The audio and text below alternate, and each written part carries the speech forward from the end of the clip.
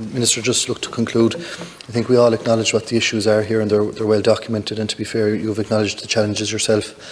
But just going back to the figures that you've mentioned this morning, 735 discharged, 452 new inductions. Of that 735, do you have an approximate figure even of the number of retirements?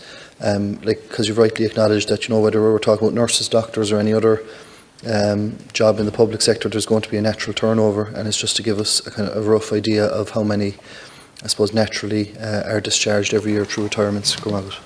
Truth, though, I think the volume of houses we'd need to provide to make a significant impact in terms of recruitment and retention would need to be such that it would be a huge capital investment programme that would be required for that, and that's not the direction of policy travel that we've had in recent years. But as I say, look, I mean, I'm not ruling anything out, but I think the idea that providing housing for personnel to keep them in the defence forces is going to be a sort of a mainstay of our recruitment and retention strategy over the next few years.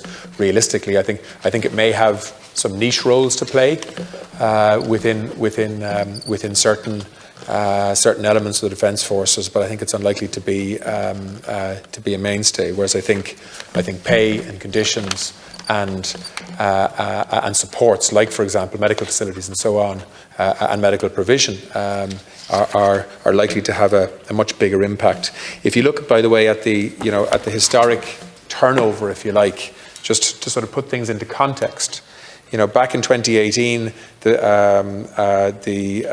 turnover that year was 8.26%. December 2019, 10.01%. December 2020, just under 7.5%. 2021, just 8%, and this year 10%. So we're sort of between 7 and 10% in terms of turnover. But I think it's. And I just finish on this. There's quite a number of people asking questions for this particular one. It's not true to say that the Defence Forces is unique in terms of vacancies across the public sector.